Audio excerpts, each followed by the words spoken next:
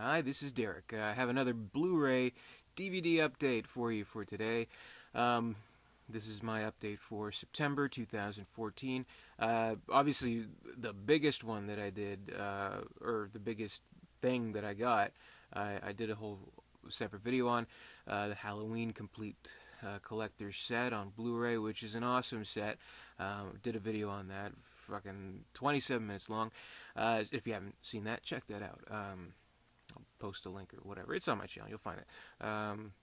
But I had obviously some other stuff too that I wanted to show off in my video because I wanted to do some more DVD updating more regularly. I think because I enjoy doing it. I like showing my shit. Not literally. I mean, like showing the stuff I got. So I got some good stuff this month. If you know me at all, like I have my places where I like to buy stuff. I'm not always about hoarding up the new release. I get like stuff from the pawn shop. I get my 99-cent DVDs, which is cool, and $5 Blu-rays, which they have there. So I hope they keep getting stuff, and I'm keep getting able to buy it. So I got some good stuff. With the last video, the last DVD Blu-ray update I did, kind of what I stopped at was showing the Robin Williams movies that I got, because God, I miss that guy so much. I mean, it feels like it was just yesterday. It feels like it's been 100 years since his passing. So, still want to watch his movies. Still want to collect them. There still are quite a few that I did not have in my collection, or that I wanted to upgrade from different formats to better formats, basically. So, yeah, I did that too. And that's what I've done with a lot of movies that I purchased this month. I've done a lot of upgrading from previous formats. So I have some Robin Williams movies that I wanted to share. So I'll start the video. First Robin Williams one I got, Patch Adams. This, of course, is a very well-known movie. I think a lot of people have a love-hate relationship with this movie because a lot of it is really good. Like, obviously, Robin Williams is really good, and the way he's able to do comedy and drama so well separately is not even up for debate. He's so great at it. But when he can combine it in one role, that's like a special skill, and that's what he does in this movie. But the plot itself is a little desperately tear-inducing and that kind of stuff. So I mean, I think this would have been a much better movie if it weren't for the music in the movie. Like the music was nominated for an Oscar, by the way, which is nuts. But like there's a very nice could have been a subtle scene where he's kind of making a difference in someone's life. For example, the scene where he's in the children's ward and he's making them smile, making them happy, which is a very nice scene. But then they have to do the Oscar music, basically, like that makes it like super sweet and saccharine and just too much. Like it's too much. And obviously, I think people have certain problems with the way they present the character as opposed to the real Patch Adams, kind of making him a laughter is the best medicine kind of guy when that's not really what he was about. But artistic license, blah blah blah blah. But there is that, but there's also, I mean, right in front of him in this movie, there's just something that not a lot of people talk about, and that's his commune, his kind of ranch where he is providing free health care. That's not a big portion that people seem to talk about this movie, which is kind of provocative, really. And it's like it's funny to me. It's like, oh, so okay, you're giving free health care to people who need it. That's Canada. Get your stuff together. Oh, these hands are so heavy. But anyway, I think it's a decent movie. I can watch it. I don't think it's horrible. I know some people really hate this movie, but I like it, and mostly because Robin Williams is really good in it. And I think Philip Seymour Hoffman also very very good in it. So he's kind of one of his earlier roles, like back in that kind of period, probably before Capote, I guess, when he was he was that guy in Scent of a Woman, he was that guy in Boogie Nights, he was that guy in Patch Adams. So I think he does a really good job there. Kind of like I think the best way to describe Philip Seymour Hoffman's character is he has that just perplexing tone in his voice where you think he's like kind of British, like a Frasier tone, like an accent that doesn't really exist but a person uses to make themselves seem smarter, I guess. I don't know, but whatever. I don't know. He's good in it. Ron Williams is good in it. It's a very good movie. I would say. I mean, it's not great, but I really like it. Yeah. Donner Party of 50? I like it. Anyway, next movie I think is a great movie. Absolutely fantastic movie. One of my favorite Robin Williams movies. One of my favorite movies, period, actually. And that's The Fisher King, directed by Terry Gilliam. Uh, Robin Williams, Oscar nominated for his performance here. He's fantastic in the movie, gives a great performance. Jeff Bridges gives a great performance. Mercedes Ruehl gives a great performance, an Oscar-winning performance, and Amanda Plummer gives a great performance. So those four in this movie, they are absolutely fucking dynamite. This is such a great movie. Um, like I have upgraded this sort of like I never really owned it on format, but I had it taped off VHS, and there was like a period in my life. This is probably like 10 years ago, where I was like obsessed with this movie. Like I can't tell you how many times I've watched this. In fact, there's that one scene, sort of like in the last kind of act of the movie. Well, kind of ending the act before the last act, where he's out on the date with Amanda Plummer, and he gives that great speech. And I remember I had that speech memorized just because I thought it was so beautiful, but also like just like with this kind of darkness underneath it, sort of. It's hard to explain, but I just thought that was a great speech. Robin Williams delivered it impeccably. If it weren't for Anthony Hopkins, which I love as Hannibal Lecter, I think maybe Robin Williams should have won for this, but he won for Good Will Hunting, so it's all good. But a great performance, great movie. I think I might want to review this at some point later, so I won't go into too much detail. But if you haven't seen The Fisher King, please give it a watch. It is just one of the best. This is one of my favorite Robin Williams movies, one of my favorite Robin Williams performances, probably my favorite Terry Gilliam movie actually, and actually one of my favorite Jeff Bridges performances as well. Just amazing. A great movie in my opinion. Another movie that's not great. I have problems with it, but still kind of fun. Jumanji. This is a Blu-ray that I got. I never owned this actually, but I rented it quite a bit. I remember. I rented it like 3 times when I was a kid. Doesn't hold up great, but I think it like the story itself, I think is really good. Like there's like this whole kind of theme to it about confronting your past, confronting your fears, which I really like.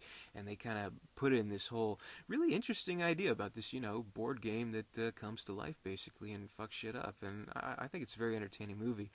The reason why I say it doesn't hold up too well is like mainly because of the effects. Like the monkeys. Let's not talk about the monkeys in Jumanji. They are so bad. But Robin Williams gives a great performance as well in this one. And Kirsten Dunst, who I've always had a crush on. It wasn't weird because I'm like her age. I think. I don't know. I think maybe she's a little older than me. I don't know. Kirsten, call me. Anyway, I think it's a decent movie. It looks pretty good on Blu-ray, except for those monkeys. And in some parts the lion, and in some parts the elephants. But what you'll notice is what holds up extremely well in the movie is the practical effects. Like you'll see, like those the plants that like the things come out and like grab you. I think that holds up really well because it's a practical effect. It's not CGI. So this is what like 1996, I think this 1995, 1996 it came out. So I mean CGI was still kind of being perfected. It still is. I mean arguably. But like Jurassic Park obviously set the way for CGI and creating kind of realistic kind of physical beings as opposed to say the Abyss with the tripod or the T-1000 in Terminator 2 or Flubber in Flubber. Actually, did Flubber come out after this? I don't even know, but whatever. So yeah, I think Jumanji, it's a decent movie. Very nostalgic, so it's hard to separate the nostalgia, but I think it's entertaining. If I had kids, I'd show this movie to them. I'd be like, check this out.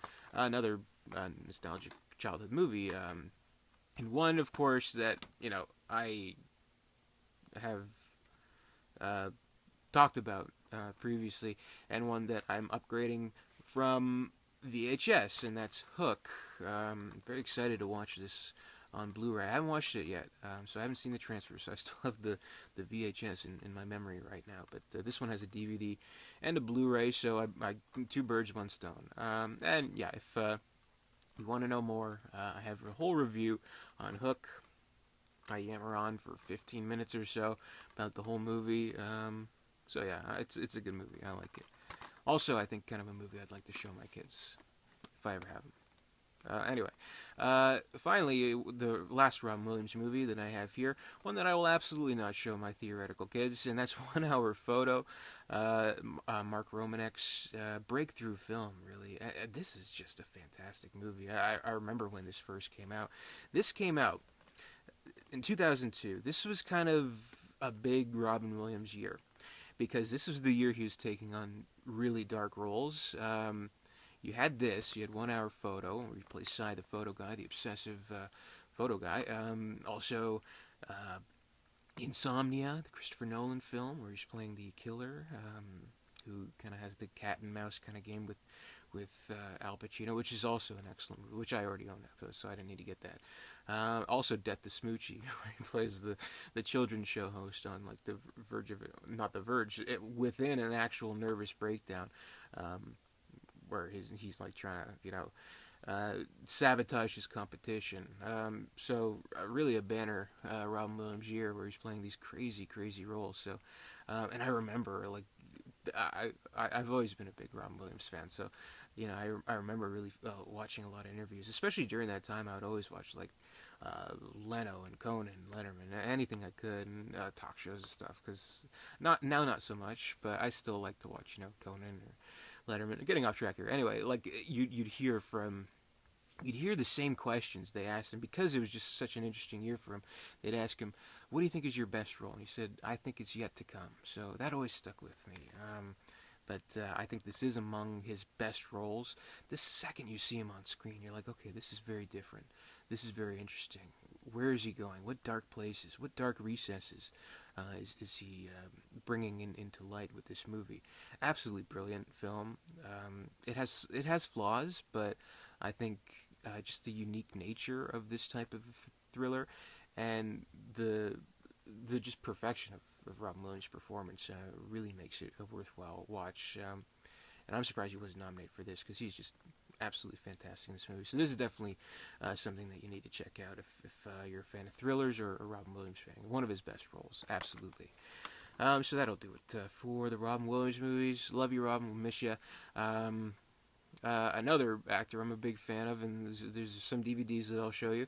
I got one movie that I have on VHS, but I wanted to upgrade. This is kind of a guilty pleasure movie, but I think most people will tell you that, you know what, aside from the stupid concept, it's a legitimately good movie. And that's Turner and Hooch. Tom Hanks is a cop and his fucking dog. I love this movie. I think it's really good. I mean, in like the late 80s, you had like every single movie was like, let's team up a cop and a fucking dog. That'll be great. Like there's like K9, and the Chuck Norris one, I think it was called Top Dog. This is probably the best, though I really do like K9 too. I don't know. That's too tough. K9 versus Turner and Hooch. I don't know. I think I did talk about it in another video. Anyway, yeah, I'm spending way too much time talking about that. Really, really fun movie. Tom Hanks, great back in his more wacky comedy days, which he still does from time to time. But he's Tom fucking Hanks. You gotta love him, and you gotta love the dog, and it's a good movie. I really enjoy it. And the ending, I won't say anymore, but the ending is really good.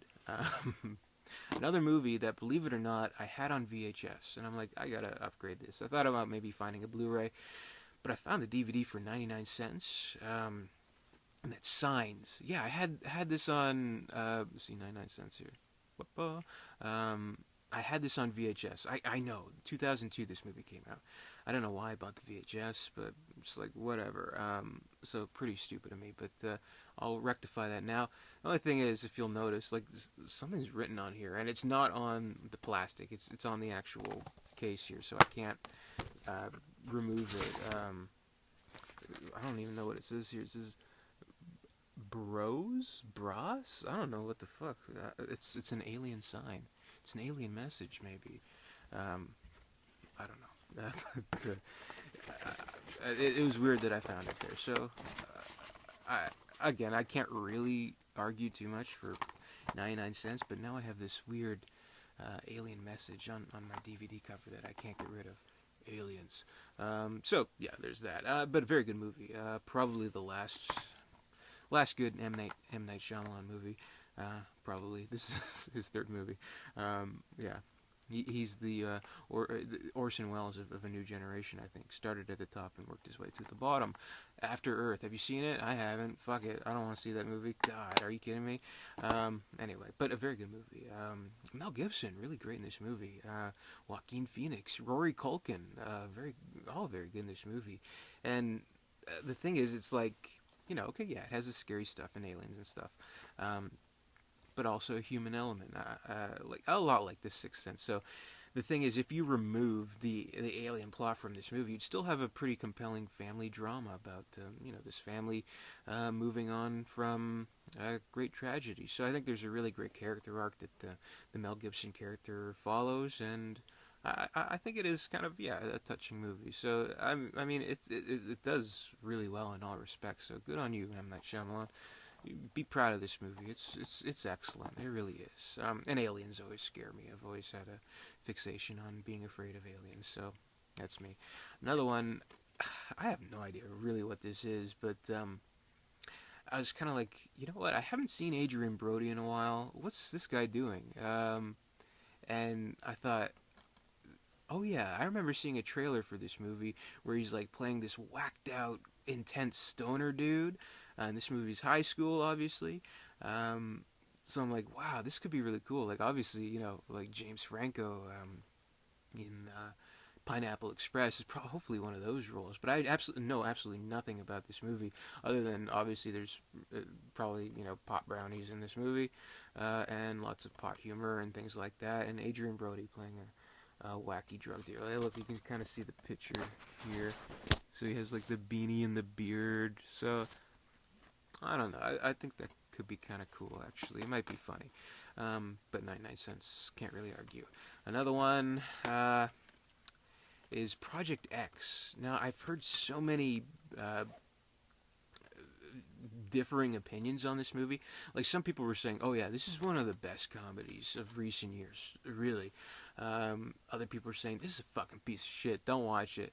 Other people were kind of saying, it's meh. So I would probably say this is meh.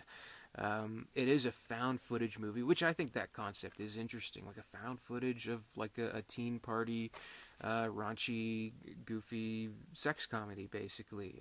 So that's kind of interesting. Like, why should we restrict these found footage gimmicks to horror movies? Which, go back to my review of what was it? Willow Creek. It's like, from the second you watch one of these, you know how they're going to fucking end anyway. So here's something, well, I guess you can know how this is kind of going to end. Everybody gets laid. I don't know. But, there's some twists and turns in this movie. There's some interesting things. But, I mean, pretty standard run of the mill. The thing is, with this concept, was kind of, an interesting concept. Raunchy teen comedy, found footage. Let's make it seem like it's real, because they're unknown actors. So, obviously, it's from the guy who did The Hangover, Todd Phillips. Really good concept, I think, and that's interesting. So that kind of intrigued me. But the thing is, I think somewhere along the line they forgot to make it funny. So that's all I'm gonna say about this movie. It's not funny. That's the problem. It's just kind of obnoxious. Well, okay, I'll go into my rant a little bit with something like Superbad. You appreciate it without even really knowing it, but it sounds so weird, but to its raunchy nature, there is a very, very specific type of craft to it. It's like, they have to make these conversations flow a certain way when they're talking, the raunchy stuff, I subconsciously, I think I mentioned, like, the Seth Rogen character was like, oh, I'm like the Orson Welles of sex, so you know what I mean. So it's very interesting the way they were able to do that, and kind of like, I'm not gonna quote Superbad this whole video. I should. Next video I'm gonna do is gonna be all Superbad. I'm gonna reenact Superbad for you. I That's my promise to you. Yeah. Anyway, but this isn't funny. They're just obnoxious fucking kids, so they try to make it real, but that's not something I want to see. I don't want to see fucking hormone driven kids who are like, yeah, I want to fuck some pussy. Yeah, pussy, pussy, fuck, fuck, fuck. Just obnoxious. I had to take a shower after watching this movie. Anyway, next movie is a movie that I have not seen since theaters, and that's In Good Company. I thought 99 cents. Oh, I took the sticker off, but I thought 99 cents. Decent price because I remember liking the movie.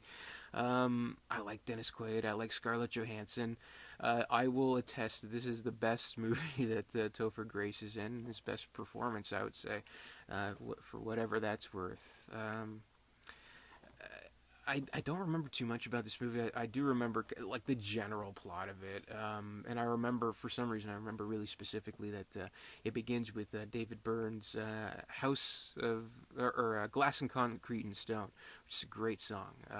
So I don't know why I always remember that, but damn, it's a good song, and a good movie, a decent movie, nice kind of light comedy. It's decent for what it is. So I'm looking forward to revisiting this. This last saw it in theater. That's like 10 years ago. So whatever. Another movie is one that I've watched from time to time. I can watch it. It's kind of an undemanding, stupid, sometimes funny movie, and it's A Night at the Roxbury. Anyway, Will Ferrell, Chris Kattan. Obviously, these are their roles from the Saturday Night Live skit. The skit is so much funnier.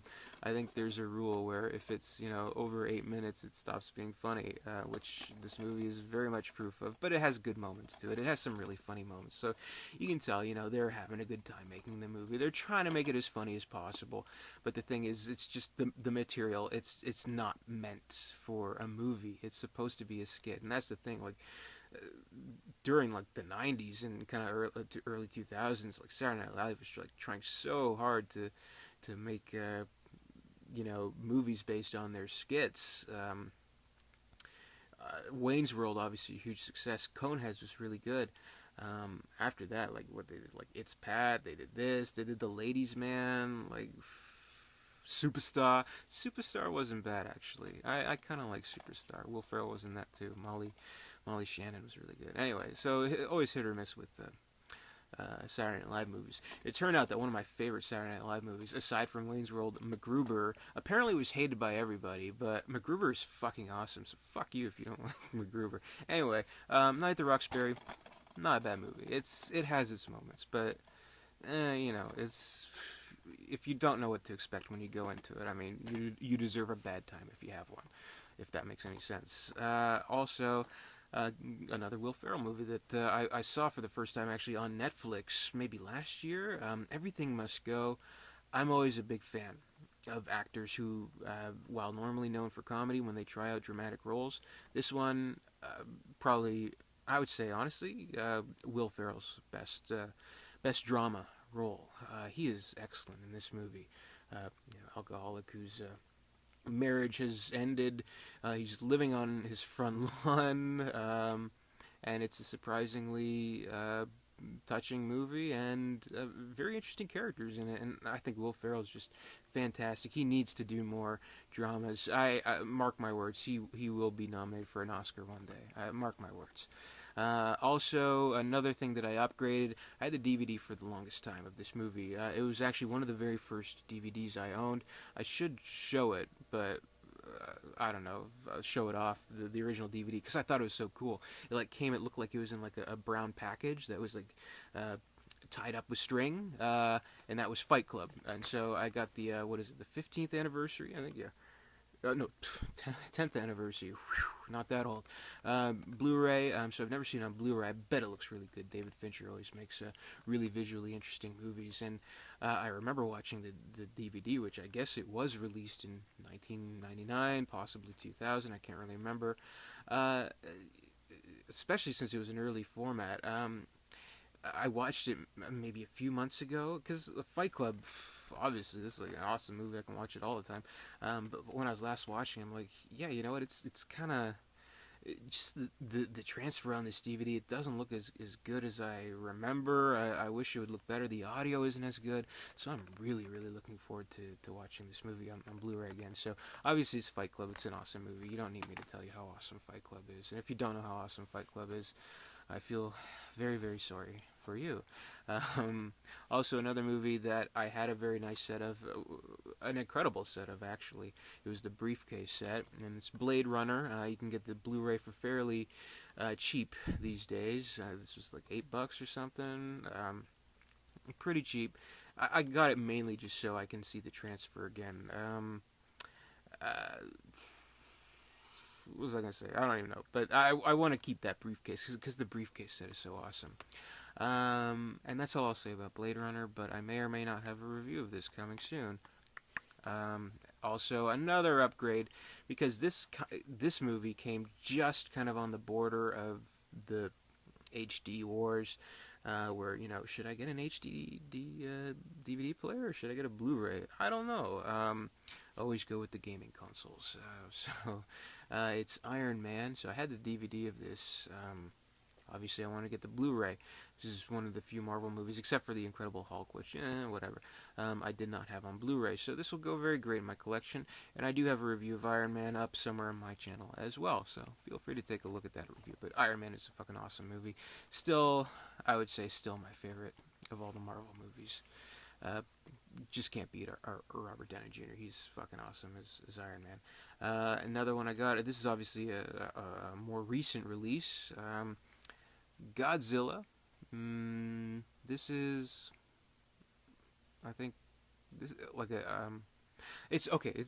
It's hold on. This book here, I think in the States it's like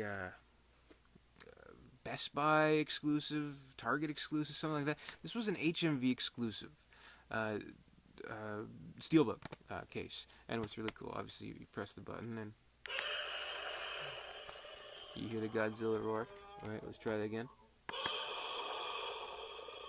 Pretty cool. Naturally, I wanted to get the DVD of this movie, or the Blu-ray, I should say, and this is a very cool steelbook, so I wanted to get this. Movie, of course, looks great, looks fantastic, sounds great, sounds fantastic. It is one of those movies that you want to show off your Blu-ray player capabilities with, because there's a lot of subtle sounds, there's a lot of very loud sounds, very interesting visuals to the movie as well. So I mean, this is perfect movie from home viewing experience. So definitely, for more on Godzilla, please see my review. But I'm very happy to have this steelbook in my collection. And finally, it's showtime, folks. I got the Criterion of All That Jazz. I am so happy to have gotten this movie, and I'm so happy that Criterion put out another great release. Yes, they're a little bit more expensive, but Criterion, they really know their shit when it comes to transferring the movies, making them look as great as possible, giving you the special features that you want, and really putting out just a quality release after quality release. And this is absolutely one of my favorite movies. I had to get this movie. The transfer, it's impeccable. It really is. I kudos to Criterion on this impeccably brilliant, almost flawless transfer that they did for the movie. It looks great. It sounds great. It is just perfect. I really love it, and again, one of my favorite movies. So I'm so very pleased that the release was so well done, really well done. I also have a review of All That Jazz on my channel. I feel like I should put links, but by the time I upload this review is getting to or this update is getting to be a half hour. I thought it was gonna be 5 minutes. Really quick update for you today. Yeah, but here we are, half an hour. I'm yammering on and on and on. But anyway, All That Jazz, great movie. What I was going to say is I'll probably forget everything that I listed that I have reviews of, but I'll try my very best. So if you see links at the bottom, awesome. If you don't, you just search my uploads. I mean, it's not that hard. I mean, geez, what do you want? 10,000 pop-ups? Come on. but all that jazz. Great transfer, great release, great Blu-ray. Makes me so happy to be a film aficionado, to appreciate the great care and expert technical aspects that go into a restoration of a great movie. And if you haven't seen all that jazz, I recommend checking it out. It's a little bit more out there of kind of a movie, but as someone who, say, does not really care for musicals, my favorite musical, absolutely, without a doubt. Roy Scheider, brilliant in the movie. Bob Fosse, what an author, or author, what an author he is. Just brilliant mind. Great work put in this movie, and a very just involving film. That's if you want to hear more, watch my review, whatever. So that'll be my Blu-ray DVD update for September. So I didn't get too much, but I'm, my collection is always growing, so I'm always very happy about that. So, as usual, thumbs up, like this video if you are so inclined to do so. Subscribe to me if you have not already subscribed to me. Subscribe, come on, what do you want from me? Follow my Twitter, my Instagram, my Tumblr, all that stuff. So, thank you very much for watching once more. Really appreciate you sticking through this whole time and listening to me yammer on. More videos to come. Have a lot planned for next month, and some more videos to come within the next couple of days. So, look forward to that. In the meantime, thanks for watching, and take care.